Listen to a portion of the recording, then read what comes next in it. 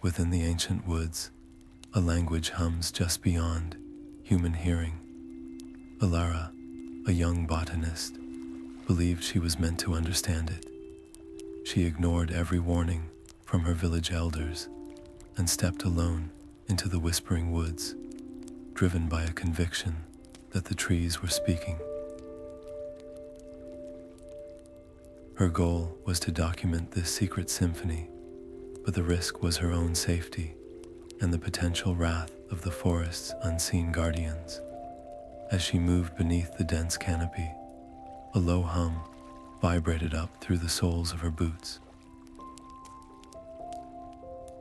It felt like both a subtle invitation and a stark warning all at once.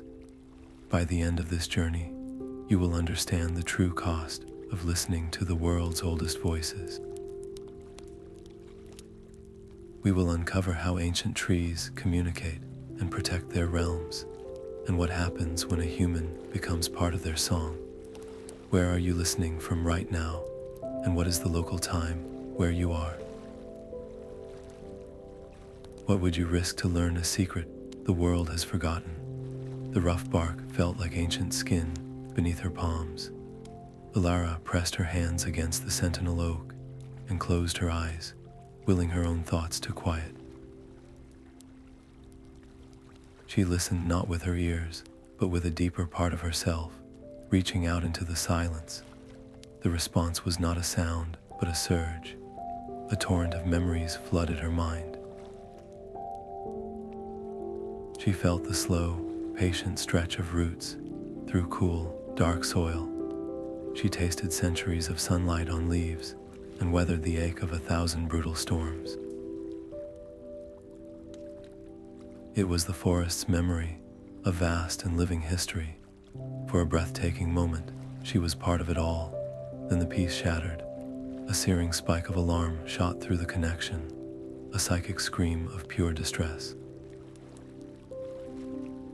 It carried a single, terrifying concept, a blight. This was no ordinary sickness. The tree showed her a corruption that twisted life from the inside, a deliberate poisoning. Her head throbbed, her body trembling from the mental onslaught. She could turn back now. She had her proof, the secret she had longed for. But to leave would be to abandon the forest in its moment of agony. The choice was made in a heartbeat. She would go toward the danger. As she pulled her hands from the bark, one final, desperate image burned itself into her thoughts. A clearing, a place where the trees themselves wept black, viscous tears. That was the heart of the darkness, and it was now her destination. The air in the clearing was thick with the scent of decay. Elara knelt before a young birch, its bark streaked with weeping black sap. With a steady hand, she used her knife to gently scrape a small sample into a glass vial.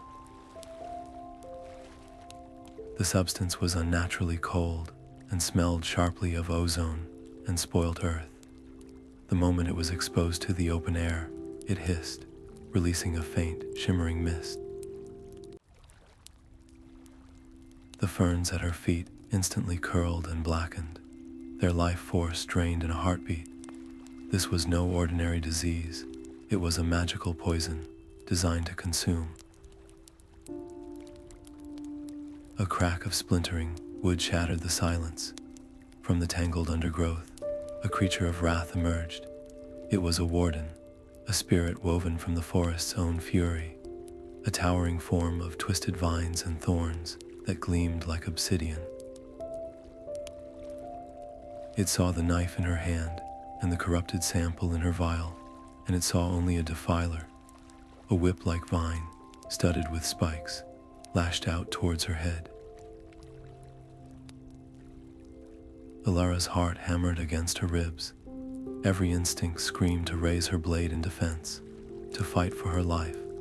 But to fight was to become the enemy the spirit believed her to be, to kill a guardian of the very realm she sought to save. In a breath that felt like an eternity, She made her choice. She let her knife fall to the mossy ground and raised her empty hands.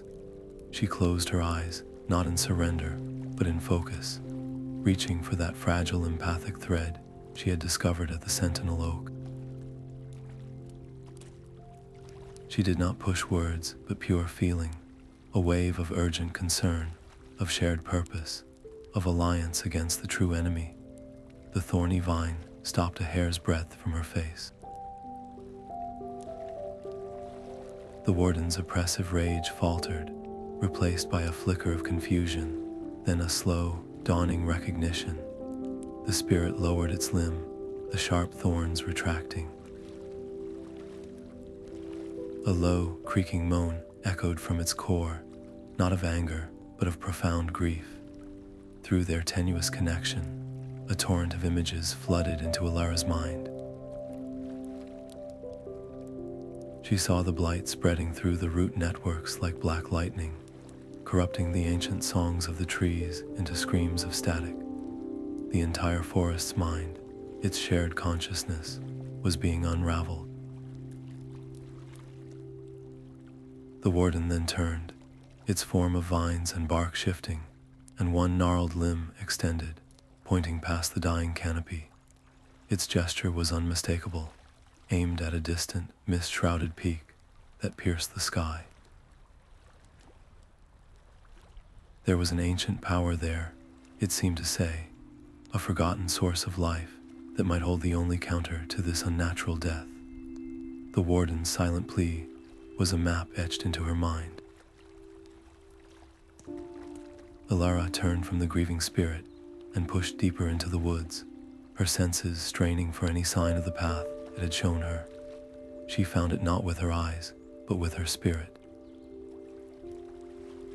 A faint, rhythmic hum resonated in her bones, pulling her toward a patch of moss where a cluster of fungi glowed with a soft, ethereal blue light.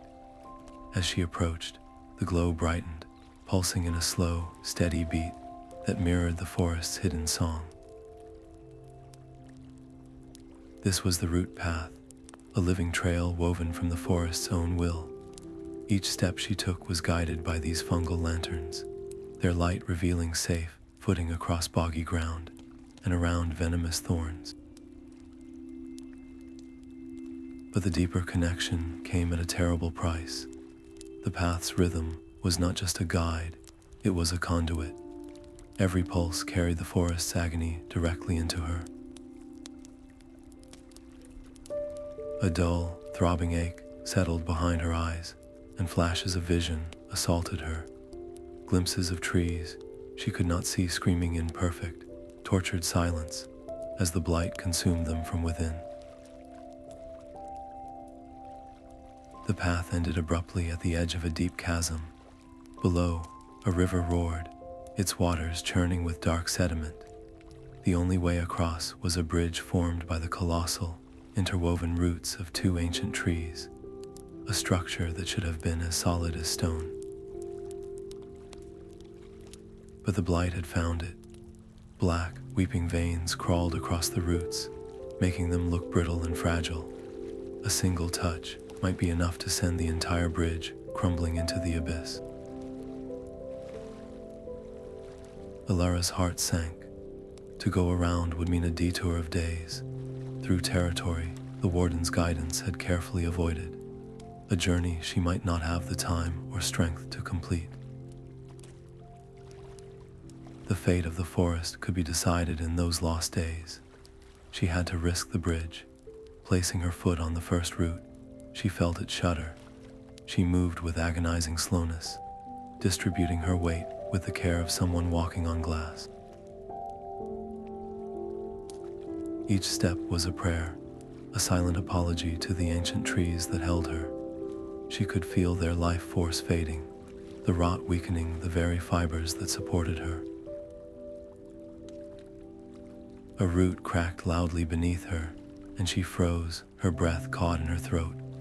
The bridge held, but only just. Her successful crossing was no victory, it was a grim testament. The corruption was not just on the surface, it had infiltrated the deepest, most vital connections of the woodland, a plague with terrifying reach. On the far side of the chasm, exhaustion threatened to overwhelm her. She slumped against a rock, her head in her hands, the silent screams of the trees still echoing in her mind. Then a spot of vibrant green caught her eye. There, nestled in a bed of brown leaves, was a single, perfect leaf. It was from a sun singer tree, a species the scholars in her village had declared extinct for a century. Its edges were smooth and unblemished, its color a brilliant, hopeful emerald. It held no trace of the blight. As her fingers brushed its surface, a wave of pure, untainted life washed over her, a single clear note in the forest's symphony of pain. This was not a random find, it was a sign. Somewhere ahead, a source of pure life still endured, and it was calling her forward. The path narrowed into a stone corridor, flanked by two immense, moss-covered figures. Elara realized with a start they were not statues, but living beings, their bodies fused from ancient rock and gnarled wood. The larger of the two, an ant whose beard was a cascade of ivy, shifted with a sound of grinding pebbles, blocking her way entirely. Its eyes, deep pools of liquid moss, fixed upon her. A single, gnarled finger, more stone than bark, uncurled to reveal a tiny, dormant seed resting in its palm.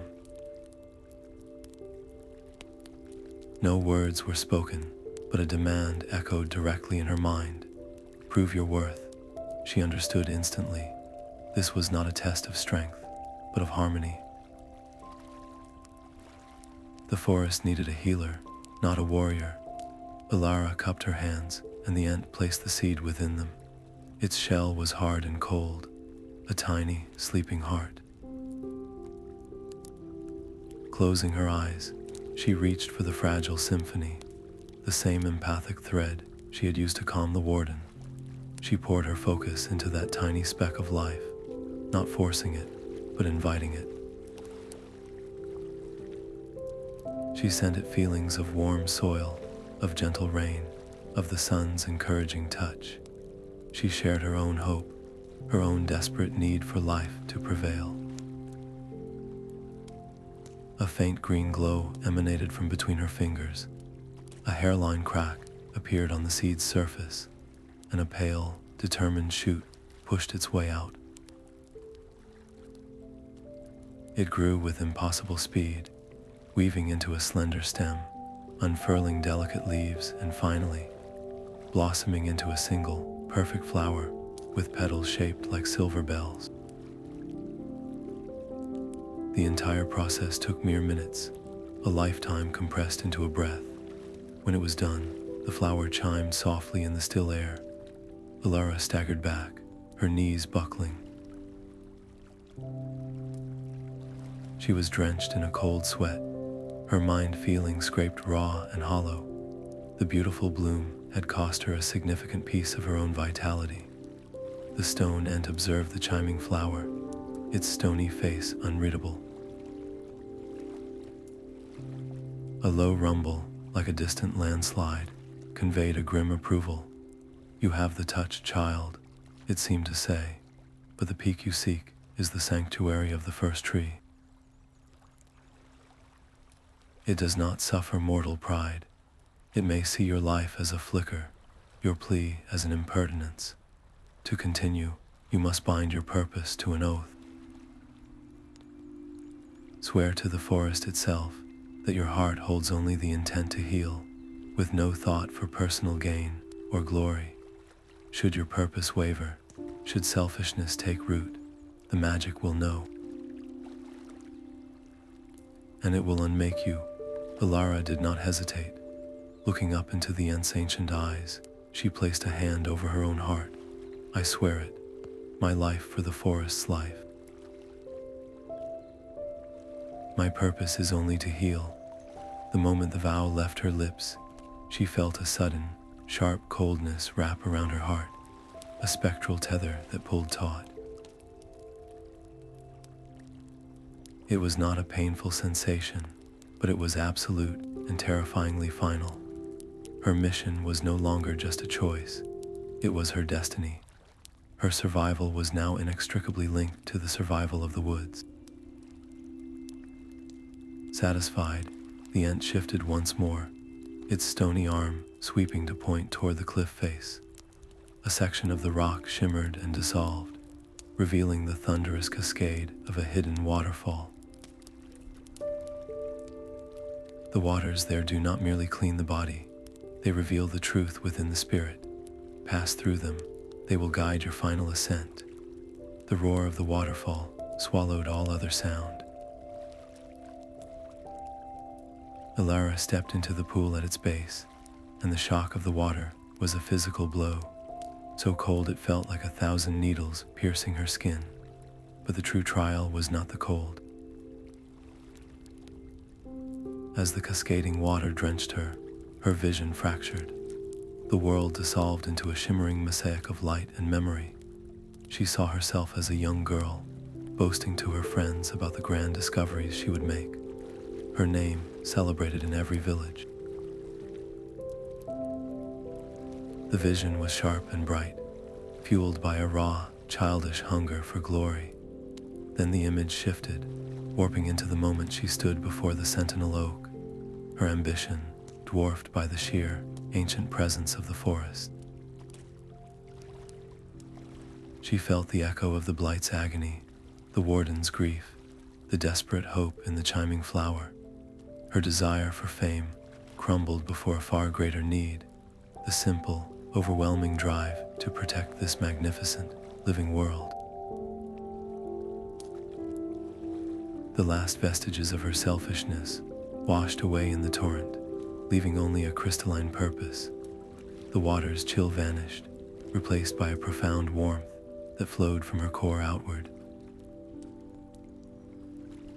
Her exhaustion melted, her mind cleared, and the empathic bond with the forest solidified into something unbreakable, a clear channel where before there had been static. Emerging on the other side, reborn and resolute, she was met with a sight that froze the warmth in her veins. At the mountain's base, nestled in a clearing, was a familiar camp. The green and brown banners of her village's logging company fluttered in the breeze. The sharp, rhythmic thud of axes biting into healthy wood echoed like a desecration. And there, directing the crew, was her Uncle Cale, his broad back turned to her. Her heart hammered a frantic rhythm. She could skirt the camp, use the forest's cover to slip past, and continue her ascent. It would be the faster choice, the safer one for her mission. But every axe fall was a wound in the living flesh of the woods, a betrayal of the oath she had just sworn. Speed meant nothing if the very heart she sought to save was being hacked apart. She walked into the camp, her soaked clothes and determined silence drawing every eye.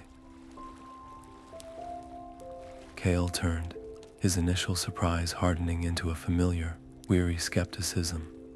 "Elara," he said, his voice a low rumble, "we heard you ran off into this cursed place. Come away from here now." She stood her ground, her voice clear and steady as she spoke of the silent symphony, the blight crawling through the roots, the sentience of the trees. She pleaded with him to see the forest not as timber, but as a living, dying entity. Cale listened, his arms crossed, and when she finished, he shook his head, a sad, grim smile on his face. "The woods have enchanted you, girl, twisted your mind with fairy stories. This is just a sickness in the wood, and we are harvesting what we can before it all rots." He saw not a savior, but a deluded niece, her truths nothing more than the dangerous magic of a place he did not understand. As their argument hung in the air, A low tremor ran through the ground, a deep, sickening shudder. The loggers stopped their work, their tools falling silent. Then, from the gashes their axes had made in the tree trunks, a thick, black sap began to weep.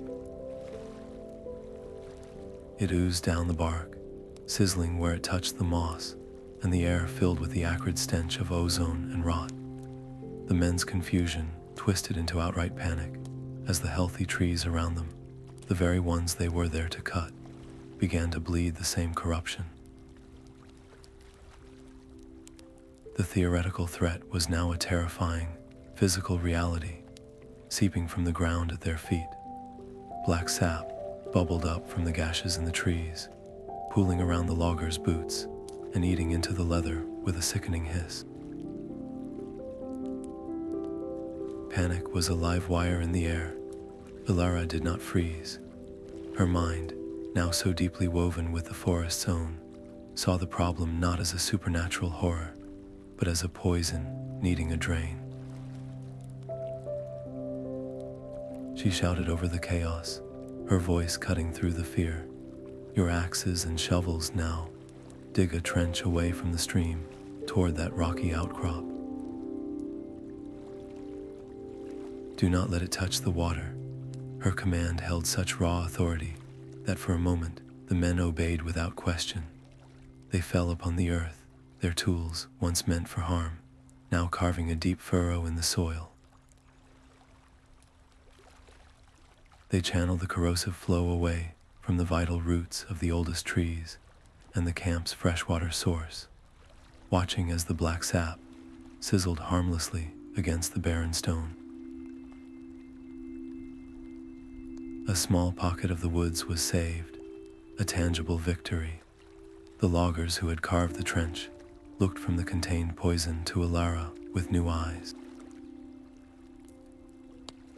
The wild stories were suddenly, terrifyingly real, but the Blight was learning. As the last of the surface sap was diverted, the ground beneath their feet began to darken. The corruption, thwarted above, was now seeping downward, staining the rich, brown earth a deep, lifeless gray. It moved like a shadow through the soil, a silent, subterranean advance that no trench could stop. Kale watched the soil blacken, and his fear curdled into rage. He rounded on Elara, his face a mask of fury and terror. You see what you have done. Your witchcraft, your meddling with things we cannot understand. You have brought this curse upon us. He lunged, his powerful hands aiming to grab her arm and drag her from this nightmare back to the safety of their village, a world of simple, solid things.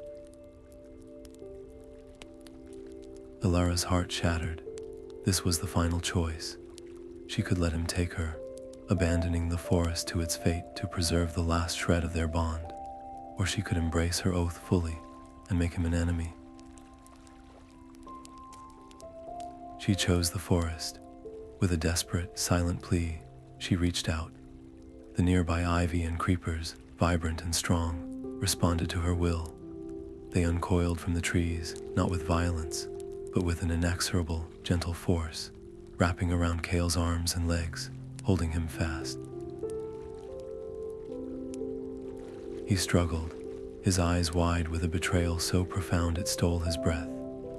It was not the restraint that broke him, but the look on Elara's face, a calm, sad certainty that proved her connection was absolute. The magic was real, and she was part of it. In that moment, he finally believed, but the trust between uncle and niece was severed, replaced by a chasm of fear and awe. The ground grew darker, the blight eating its way toward the mountain's heart, with the immediate conflict contained but a far greater one brewing beneath the surface. Elara knew her time had evaporated. The forest's foundation was crumbling. She turned from her uncle's stricken face and began to run, not away from the danger, but straight toward the peak where the first tree waited. The mountain slope was a sheer wall of treachery. Elara's fingers, raw and bleeding, sought purchase not in random cracks, but in the tenacious roots of cliff-dwelling mosses and hardy, wind-gnarled shrubs. She trusted these resilient plants, feeling for their vital strength through her empathic link, using them as living ropes. She also learned to feel the blight's presence in the stone itself, a subtle wrongness that made certain handholds feel brittle and unstable, as if the mountain's spirit was infected. With every foot of elevation, the world below fell away, and so did the complex chorus of the forest's symphony. The millions of voices of the woods faded into a distant, mournful hum, replaced by a single, clear melody that resonated deep within her bones, a pure, lonely song pulling her relentlessly upward. Her climb was abruptly halted by a chorus of guttural snarls. A colony of rock badgers, their normally sleek fur matted, and their eyes glowing with a feral red light, swarmed from a crevice. The blight had twisted their simple minds into pure aggression, and they saw her as a threat to their territory. They moved with unnatural speed, their claws scraping against the stone as they lunged for her legs. To fight them, to strike out with rock or knife, would be to kill innocent creatures victimized by the same plague she sought to cure. It would betray the very harmony she served. As sharp teeth snapped near her ankle, she made her choice. She closed her eyes, shutting out the immediate danger, and poured the last of her focused will into the empathic channel. She did not project fear or dominance, but a deep, resonant frequency of peace, of safety, of a mother's soothing lullaby. The effect was immediate but draining. The maddened light in their eyes flickered and died. The snarls softened into confused chitters.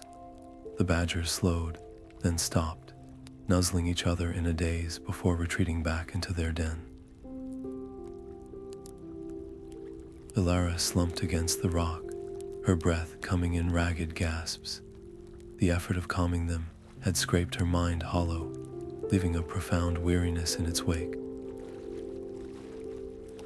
She had proven her connection to all life, not just the flora, but the cost was terrifying. Her body trembled with exhaustion, and the final ascent now seemed an impossible task. Each movement was a monumental effort. Just as her vision began to blur at the edges, the solitary melody from the peak swelled into a brilliant, overwhelming crescendo. She forced her head up, and there, just above her, the mountain's crown was not barren rock, but a grove.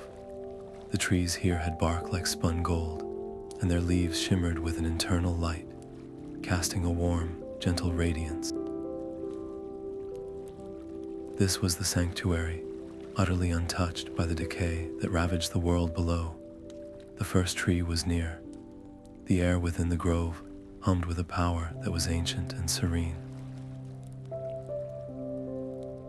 Elara stepped onto soil that felt like soft, warm light, her tattered clothes and bleeding hands a stark contrast to the perfection around her. At the center stood the first tree, a being so immense its canopy seemed to hold up the sky. Its bark was not solid, but flowed like liquid gold, patterns of light and shadow swirling in a slow, eternal dance. Without a word, she knelt, placing the vial of black sap upon the ground and pressing her palms to the radiant earth. She opened her mind completely, offering every memory, every sensation, the Warden's grief, the poison's chill, the silent screams of the dying woods. The first tree's consciousness did not simply touch hers, it merged with it, a vast and gentle ocean, absorbing a single, desperate drop. The world dissolved into a shared vision. She saw the Blight's true origin, not as a random plague, but as a wound in the forest's soul. An ancient spirit, a guardian of the deep earth, had been left utterly alone when its kin faded from the world over millennia. Its profound, forgotten grief had curdled, twisting into a bitter poison that seeped upward, a desperate, destructive cry for attention from the living world above. The corrupted spirit now resided in a deep cavern, its sorrow actively unraveling the symphony. The vision shifted, showing the only possible cure, a fragment of the first tree's own heartwood. The concentrated essence of its life and power could soothe the spirit's anguish and purify the poison. But to remove even a splinter would be a permanent sacrifice. The grove's protective light would dim, its magic weakened for generations, leaving this sacred heart of the forest vulnerable. The choice was laid before her with devastating clarity. The first tree was prepared to make this sacrifice for its children, but the act would cripple it. There was another path, a far more dangerous one, a mortal, one whose spirit was already woven into the symphony, could act as a vessel, carrying the heartwood fragment to the cavern. But a human body was not meant to contain such raw, primal power. It would be like trying to hold a star within a paper lantern. The energy would likely consume her, burning her from the inside out long before she reached her goal. Elara did not need to deliberate. To let the first tree fall was to let the entire forest die, a slow death from a severed heart. Her own life was a small price to pay for a chance to save it all. "I will carry it," she said, her voice steady in the shared mental space. "My connection makes me the only bridge. My life is already bound to the woods. Let it be a thread of healing." As her decision solidified, the golden grove trembled. The gentle light flickered violently, and a deep, angry rumble echoed up from the roots beneath them. The corrupted spirit had felt their intent, the plan to sever its link to its grief. In a final, furious act of self-preservation, it was unleashing the full, concentrated force of the blight, directing the entire corruption upward to crush the sanctuary and stop them before the ritual could even begin. A vortex of shadow and decay erupted from the ground, a visible storm of the forest's agony. The once serene golden grove was besieged by tendrils of black mist that hissed and clawed at the shimmering trees. Elara did not cower. She pressed her back against the first tree's flowing bark, her mind and will merging with its ancient consciousness. They did not fight the darkness with force, but with unity. A command, silent and vast, rippled out from the sanctuary. The other ancient trees of the grove responded, their golden boughs intertwining overhead. From their leaves burst not just light, but a tangible, resonant song, a shield woven from the very essence of life. The blight crashed against this barrier, recoiling from the pure harmony. The shield held, but the cost was immediate and terrifying. The vibrant light of the grove dimmed, the trees' brilliant gold fading to a dull, weary bronze as they poured their life force into the defense. Elara felt their strength waning through their shared connection. This was a battle of attrition, and the blight was winning by feeding on the death it had already caused in the forest below. A chilling realization pierced her focus. The corrupted spirit was not trying to break through out of mindless rage. It was distracting them. This immense struggle was a brilliant, cruel tactic to keep the first tree occupied, to exhaust its power so it could never attempt a cure. The real war was not here at the summit, but in the deep, lonely cavern where the spirit's grief festered. We cannot win by defending, she whispered into the shared mind, her thought a desperate spark. We are playing its game. You must lower the shield. Let me run. The first tree's resistance was a wave of protective anguish. To lower the shield for even a moment would invite total annihilation. The grove would be defenseless, but her conviction was a clear, unbreakable thread. You must trust me. Its acceptance was a sigh that shook the mountain. The shimmering shield did not shatter, but it parted directly before her, creating a narrow, temporary corridor of clear air that led down the mountainside toward the cavern's dark maw. The path was a tunnel of desperate hope. Go, child of two worlds. The first tree's voice was a faint echo in her soul. Elara did not hesitate. She clutched the small, warm fragment of heartwood tight in her palm and sprinted. The moment she left the sanctuary, the full fury of the blight descended upon her. The air itself was corrosive, stinging her skin and lungs. Shadows lashed at her, and the ground crumbled under her feet. She ran not with the strength of her body, which was failing, but with the certainty of her purpose, a single, living note of healing racing against a symphony of despair. Behind her, she felt the grove's light guttering, its song growing faint. The protective path began to dissolve at its end, the darkness closing in like a tidal wave. With a final, desperate leap, she threw herself forward into the yawning black entrance of the cavern, the world of light and sound vanishing as she plunged into the absolute source of all the forest's pain. Absolute silence swallowed her.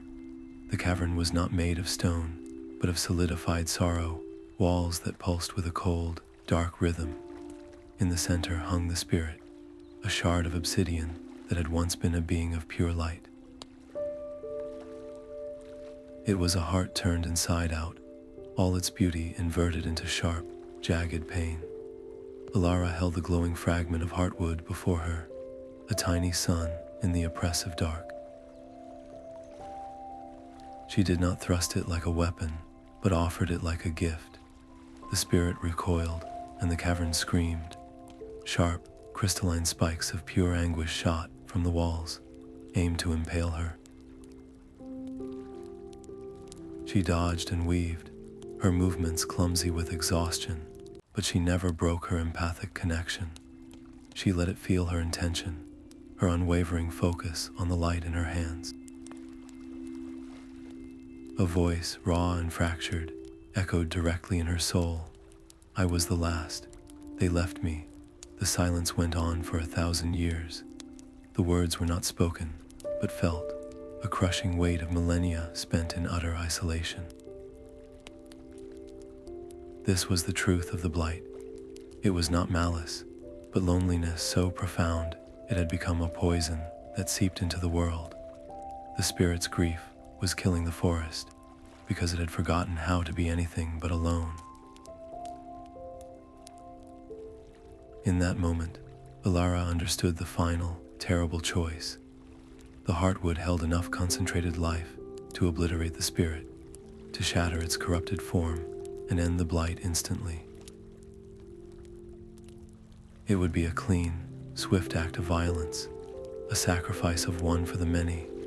The other path was to become a conduit, to use the heartwood not as a blade, but as a lens, focusing its healing power to absorb the spirit's endless grief into her own mortal soul.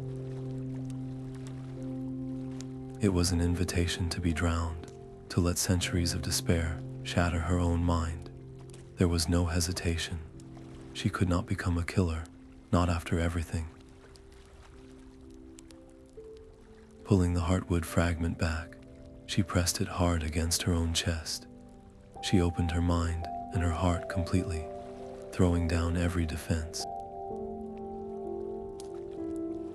Come to me, she thought. Let me hold your sorrow. The spirit did not need a second invitation. A torrent of loneliness, a vast black ocean of forgotten millennia, crashed into her. It was despair so absolute it had no bottom. Her knees buckled, her vision whited out.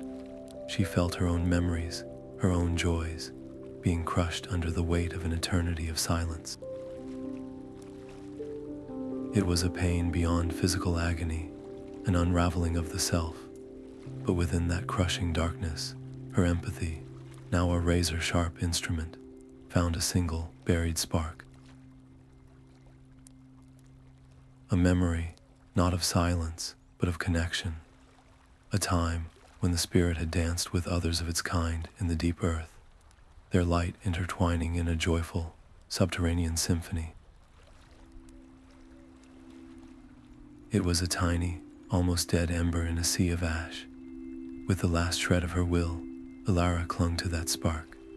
She poured all the heartwood's healing energy, all her own hope, all the love she felt for the forest, into that single, forgotten moment of joy. She reflected it back at the spirit, a pure, clear note amplified through the prism of her own soul.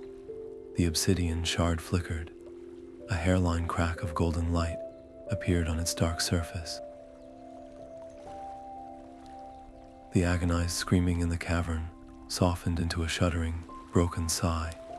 The transformation had begun. The obsidian shard did not shatter, but softened, its sharp edges dissolving into a gentle, pulsing light. The spirit was reborn, no longer a weapon of grief, but a being of quiet radiance.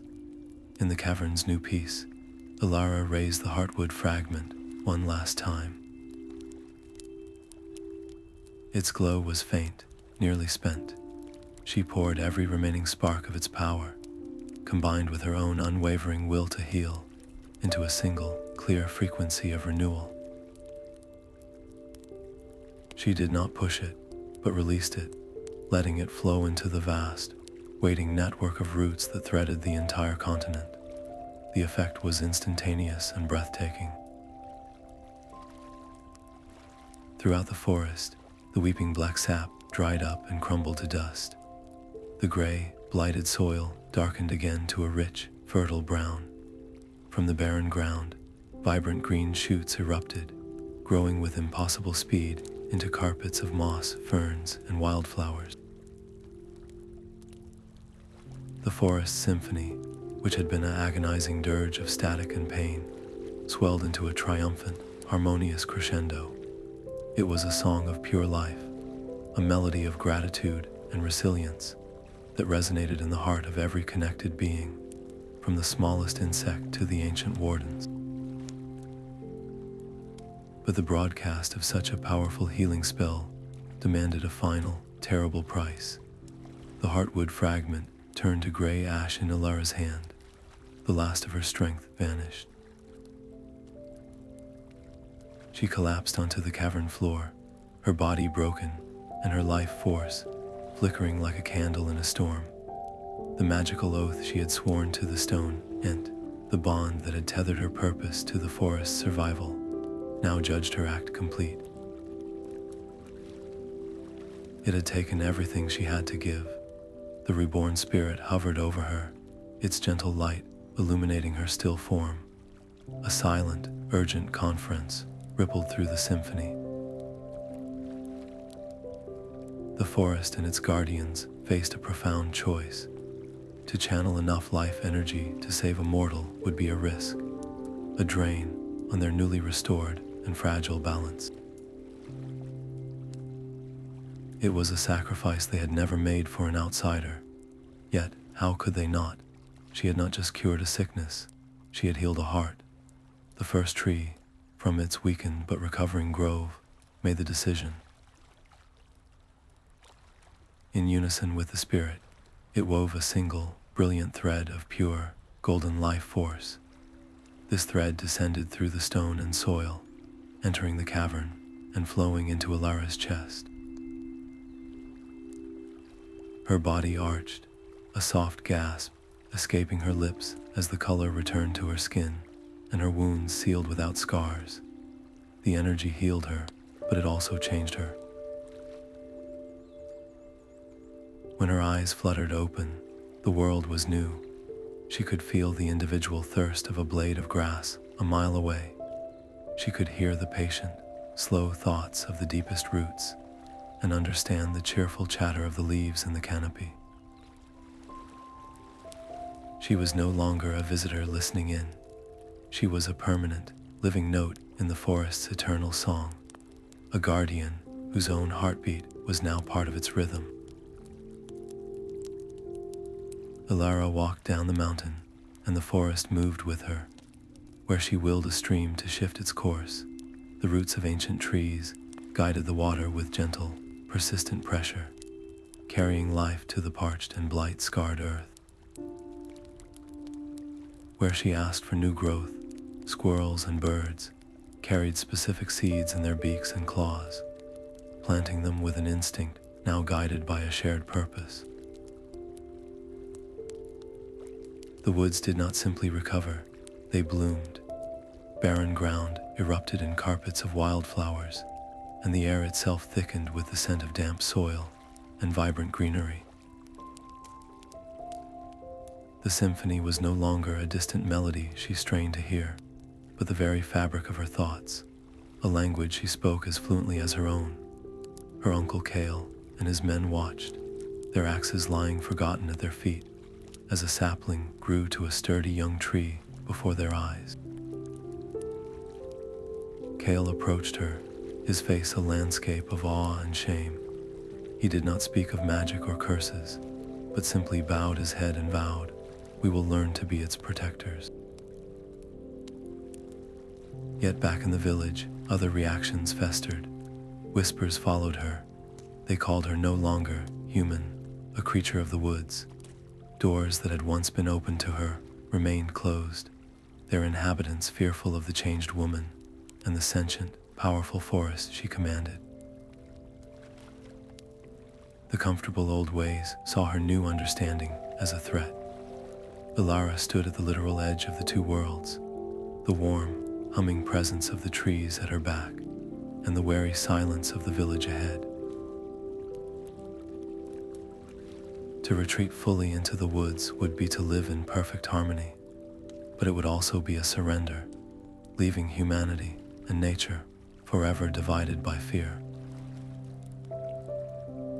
To return to the village would be a life of friction and misunderstanding. She made her choice not for comfort, but for the future. She would build her home right on the border, a place of learning crafted from living wood and stone. Her life would be a constant balance, a conversation between two different kinds of minds. The first saplings of a new grove were planted not by the forest alone, but by human hands guided by hers and the gentle, subsurface encouragement of the trees. As their roots touched the soil, a new, more complex melody wove itself into the ancient symphony, one of shared purpose and a guardianship that finally included everyone. The cavern walls, once hardened sorrow, began to weep with liquid light. As Elara absorbed the spirit's ancient loneliness, her own memories flickered and faded under the crushing weight of an eternity of silence. She felt herself unraveling, a tapestry of personal joys and fears being pulled apart, thread by thread. Yet within that dissolving darkness, her empathy, now a flawless instrument, discovered a single, buried ember within the spirit. It was a memory of connection, a faint echo of a joyful dance with others of its kind in the deep earth. With the final shred of her will, she poured all the heartwood's healing energy, all her own hope, into that forgotten spark of joy, reflecting it back at the spirit with the pure clarity of her own soul. The obsidian shard did not shatter, but softened, its sharp edges dissolving into a gentle, pulsing radiance. The spirit was reborn, and a wave of cleansing power flowed out from the cavern, purifying the poisoned roots and silencing the screams of the forest. But the cost was absolute. The heartwood turned to ash in her hand, and Elara collapsed, her life force guttering out. The forest's triumphant song now swelled around her dying form, a symphony she had saved, but could no longer hear. The choice then passed to the woods. To channel enough life energy to resurrect a mortal would be a profound risk, a drain on their newly restored and fragile balance. It was a sacrifice never before made for an outsider, but how could they not? She had healed their heart. In a unified act of gratitude, the first tree and the reborn spirit wove a single, brilliant thread of golden light, descending through stone and soil to flow into her chest. Her body arched, a gasp of returning breath as color flooded back into her skin, and her wounds sealed without a trace. When her eyes opened, the world was new. She could feel the individual thirst of a blade of grass a mile away and understand the patient thoughts of the deepest roots. She was no longer a listener, but a permanent, living note in the forest's eternal song, the human heart of the symphony itself. The border between the village and the woods was no longer a line of fear, but a place of meeting. Elara stood there, feeling the deep, resonant hum of the forest's symphony in her bones, and the cautious, hopeful quiet of the village at her back. She was no longer just Elara the botanist, but the forest's voice, a living bridge woven from root and reason. The whispering woods themselves had transformed. Where the blight had scarred the land, the trees now grew with a fierce, vibrant strength, their canopies thicker, their bark shimmering with a healthy, subtle light. The ancient symphony was no longer a secret dirge, but a complex and joyful melody, a chorus that now included the respectful hum of human industry, guided by her teachings, the careful rhythm of axes that only fell where the forest permitted. Her personal journey was complete, the realm was safe, but her work was never done. Her new role was a perpetual responsibility, a promise etched not in stone, but in the very flow of sap and the turning of seasons. To listen, to protect, and to teach, this was her eternal purpose, ensuring the great symphony, with all its voices, would never fall silent again.